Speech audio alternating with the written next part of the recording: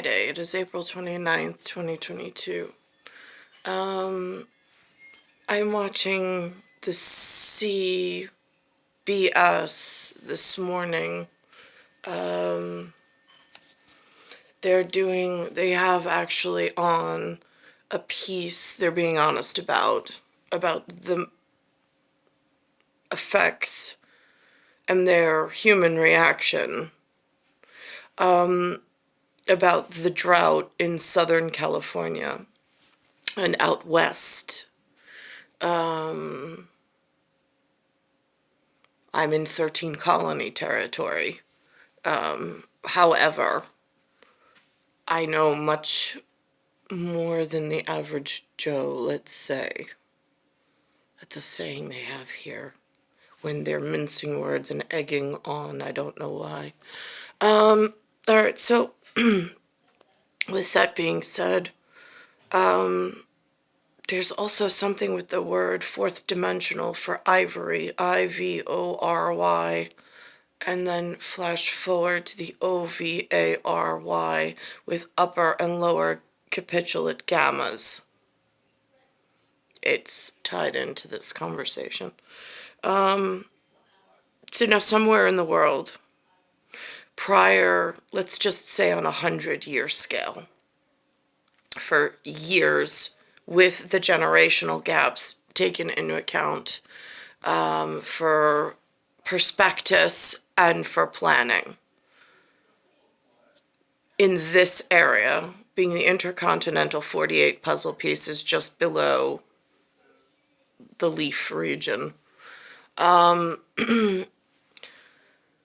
they're in like the canopy of the tree. I'm at the whatever. So in this region of 48 puzzle pieces,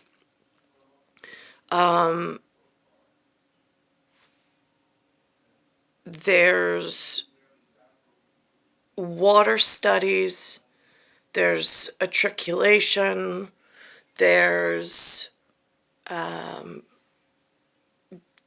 there's so much on an ecological scale with fauna and flora, how the arbor is going to handle human population, how it will recede or flourish depending on the amount of seeding and gardening in human terms are allowed over these 100-year spectral whatever that the regular average human doesn't have, but if you sit 5 minutes long enough, you could somehow quantify. So if the entire 48 puzzles were in some sealed, vacuum-sealed container, just to speak, and there was nobody allowed in or out, and it was just the indigenous 13 colony, whatever, on the East Coast doing the communication at bicameral. So you have cameras, human cameras, and voice on both sides of whatever in needing to take a snapshot of the whole. What I don't understand is why somewhere within this, let's just say 100-year for right now, of planning with the seeding, with the generation, which is germination, of human species, of being what's already etched in stone in several places via statue and otherwise. What I don't understand is why there would have been allowed at any point and on whose order and on whose accord did they allow this overdevelopment out west. It affects Lake Mead, it affects it affects pretty much everybody, and somewhere in the world, water is more precious than gold, than whatever. So now, and having non-toxic or non-poisoned land to live on is also just as precious. What I don't understand is how these development plans for housing, why were there plans to bring people in large groves or droves into the 48? I've never gotten a straight answer out of anybody. Between the us, the not us, the brother, and the other.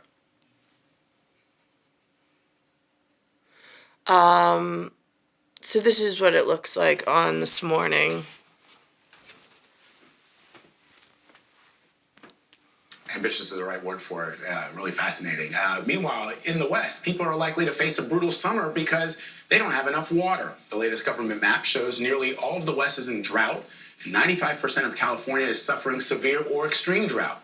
Ben Tracy looks at the unprecedented impact and the response to keep the region from going completely dry. Again, environmental impact studies were done prior to a massive development and real estate development plan going in to effect for reasons I can't explain. Who are they busing in? Who are they carting in? Who are they planning for? And how did that ever go into effect?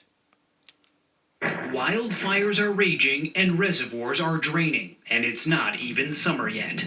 We knew climate change would stress our water supplies, and we've been preparing for it, but we did not know it would happen this fast. That sounds like you were not prepared. It sounds like proper planning was not done, was not followed, and something larger scale is going on in how did they even get to this level of whatever they're at the moment. For the first time ever, officials in Southern California are declaring a water shortage emergency, warning they only have a little more than half the water needed to get through the rest of the year. This is real, this is serious, this is unprecedented. 6 million Californians will be forced to limit all outdoor watering to just once a week, but a complete ban is looming and could happen by September. California's not alone. Lake Mead, the largest reservoir... Now, somewhere in the world, they laugh about they come from deserts, they come from camels, they can go a long time without water. I don't find this so funny in the West. We don't have camels, for a reason. And also, here is the water table line. Right here, you can see the color differential and how it's dropped substantially. That's not just the lighting, it goes all the way around the canyon. Or in the nation is so low they just turned on a new pump to ensure Las Vegas can still get water. The problem with climate change is that it takes all the historical patterns and kind of shifts them. J.T. Reger is a NASA scientist. He says the West is in a 22-year megadrought. So now, I'm just curious. So these studies, ecological studies were done. They were obviously completely ignored. So they already drifted from what was needed, the humans. And it caused a massive ecological shift.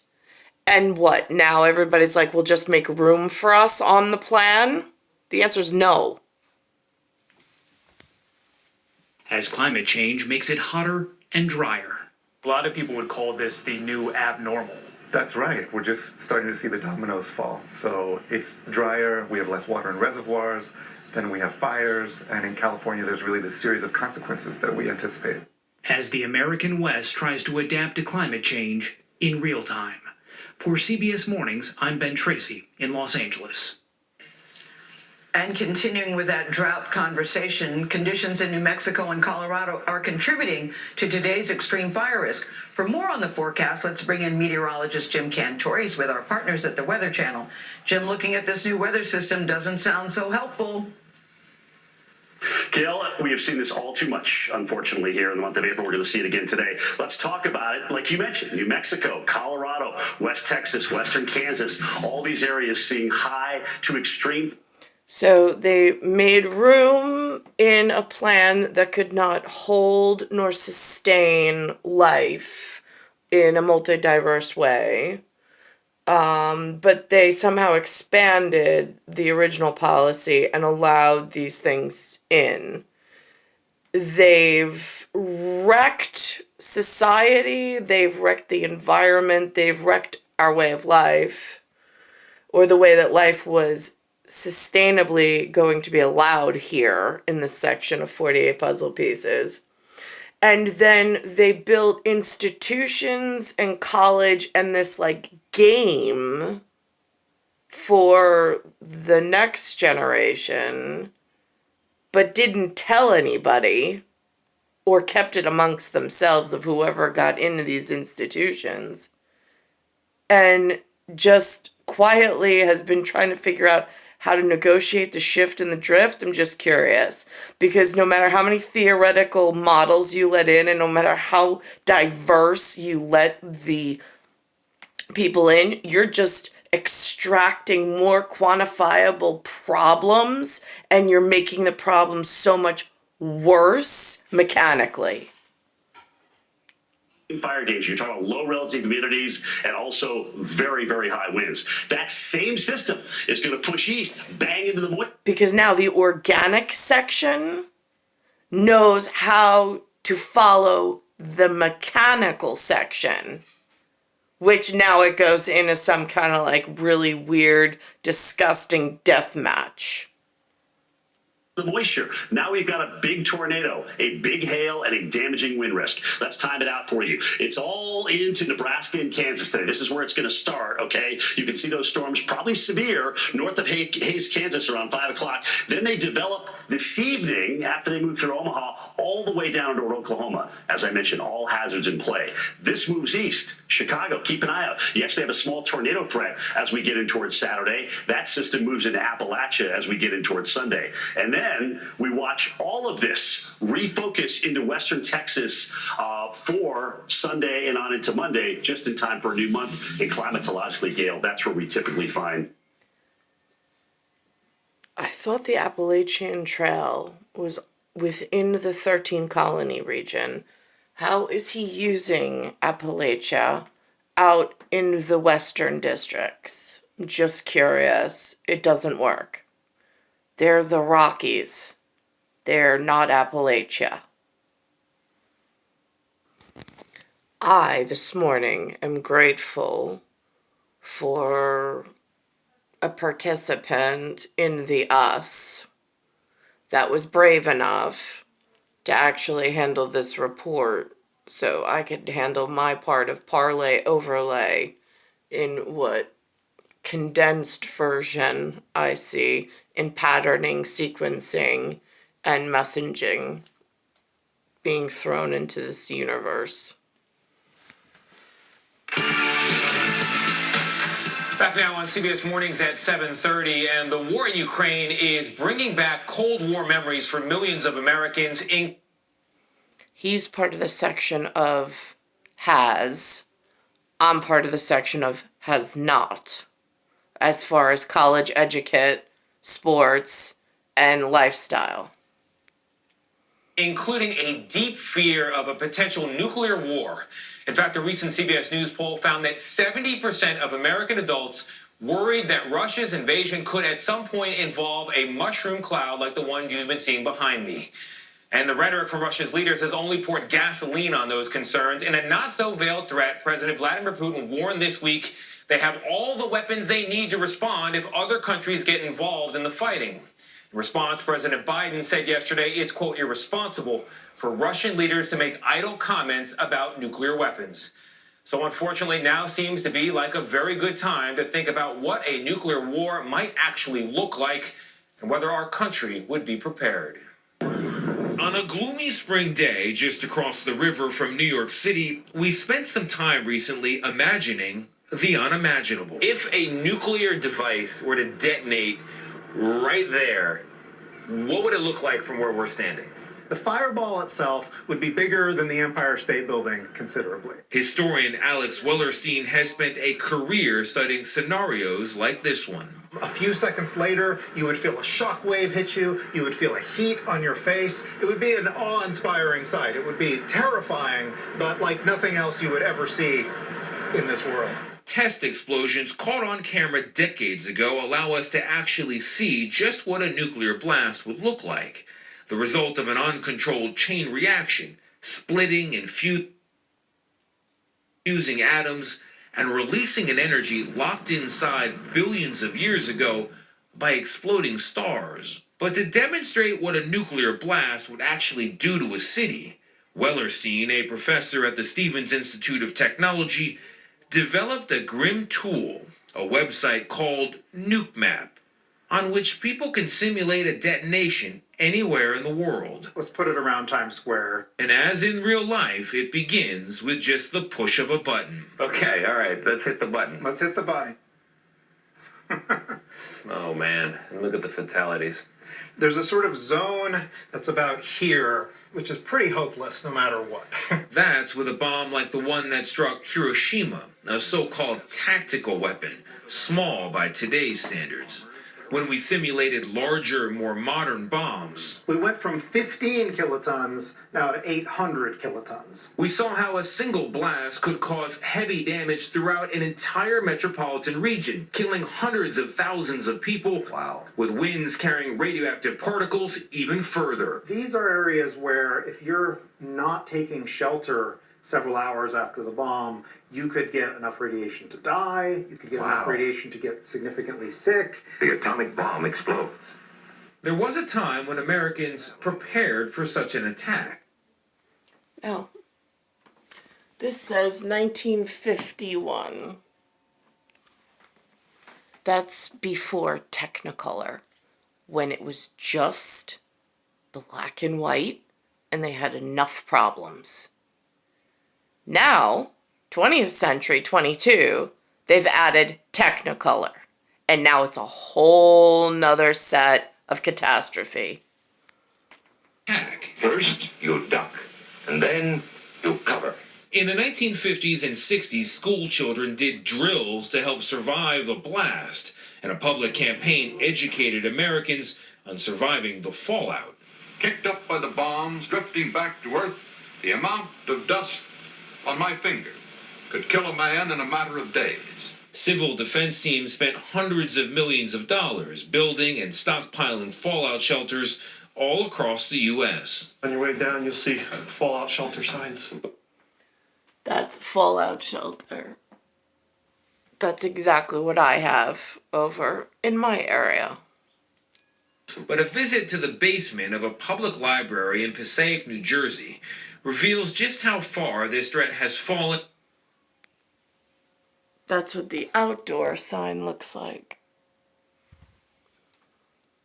Fallen into the very back of our minds. And some of what we have over here are supplies. And this is some of the supplies that were in this basement that are still intact. In a space at one time designed to shelter up to 90 people, decades of dust has settled over the medicine and food, which has long since expired anyway.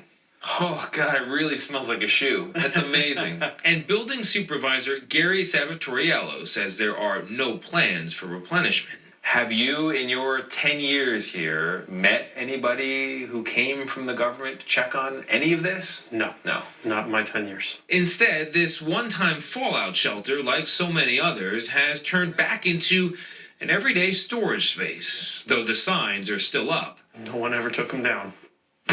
Russia's invasion of Ukraine, however, has suddenly resurfaced our worries about nuclear war. Are you getting more signs of concern from the general public about nuclear war? Oh, absolutely. At George Washington University, Professor Sharon Squassani has been warning for years about the risk of nuclear conflict. The lessons of the Cold War seem to have been forgotten. Actually, there were no lessons of the Cold War in New York. Where I was being held, there was no lessons. There was some newspaper clippings, but it didn't bring forward like superhero names. It didn't bring forward any connectable substance that was taught over and over again that I can still recall from this 20th century. It's like everything just evaporated. It's like it never happened. Number of nuclear weapons has decreased dramatically since the Cold War, but still, Russia... Which means there's nothing to pass forward to my sons. No message. There was no message received. There was no message to pass forward. Russia and the U.S. each have more than 1,500 weapons deployed and ready to fire. And Squasani fears that could eventually happen, either by accident or intentional attack in a conflict like the war in Ukraine. And we know from Russian doctrine that they have a plan, or they've been thinking about using nuclear weapons to escalate the war, to stop it, or de-escalate it. What is escalating in order to de-escalate? They made this civic attempt to put some fallout shelter signs up and to give some food source or whatever. And then it was like they dropped it and just forgot about it. It's almost like check the box and we got other stuff to do. But there was no neighborhood watch or like education or immersion in unifying around. There was no civic. I mean, there's civic responsibility, don't get me wrong. There was just no civic integration that took root and held on for long, sustainable community effort, as far as I can see. There's no, like, community billboard. There's no... You move into the neighborhood or you've been living here for a while, they don't even check to make sure you're alive. If there is something in the neighborhood that exists, whose country are they from? I'm just curious. Or are they part of the not us that snuck in? To signal to the enemy that, all bets are off. We are really serious about this war, and you need to back off. The big question then is, what would happen after that initial attack? The world would recoil in horror, and I'm sure there would be a lot of voices demanding for some kind of similar action. But do you really want to trigger the Third World War? A third nuclear war? The question is whether Vladimir Putin does. I don't think that Vladimir Putin wants to tangle with NATO. I don't think he wants to tangle with the U.S. But I also think that we've been misreading him for quite a while. And that word NATO, I just recently learned that it means something about North Atlantic Treaty. I think it says organization. I am unclear, other than deciphering 4 letters into an acronym and explainable possible concept. I've seen their sign, which looks like a geospatial compass of some sort, or origamic, like, whatever. But as far as what they do within the integrated system, I am unclear. They've never taught that in the local school district to the people in this particular fallout shelter. I mean, if you only have some designated spots for civic responsibility as a benchmark of education, I was in one of them. My son is in one of them. Both generations have not been taught a single thing about preparedness or what effort is ongoing in actual face-to-face communications. The truth is, there is very little standing in the way of an all-out nuclear war. The only thing that really stands is that it is not really in the interests of our enemies to have that happen to them either. So even though nuclear weapons haven't been used in battle since 1945, the threat they posed never really went away.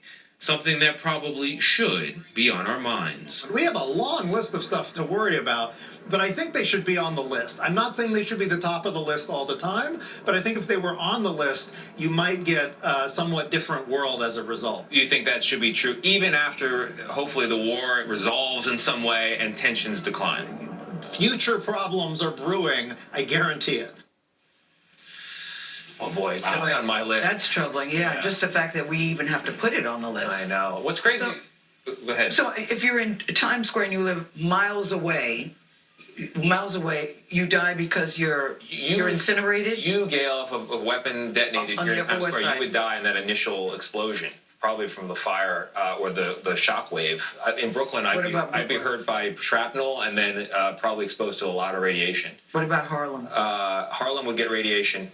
It's all depending on the size of the weapon. What's really wild about this is the only thing that deters Russia from detonating a weapon is them believing that we're crazy enough to fire back. Right.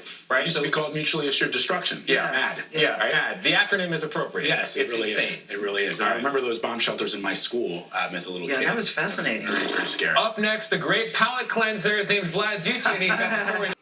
Now, this I had never heard of. It says Variety Host Z-Way, and that's her. It says Celebrity Rights Activist.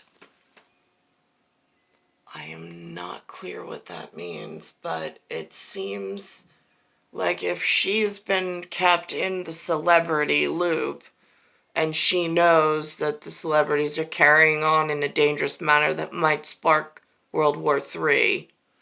That would be a very interesting title, Celebrity Rights Activist. I don't really know celebrities, so, again, I woun't be effective there.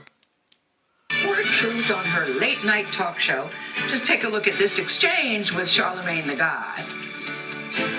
And this guy, he calls himself Charlemagne the God. Who owns his career?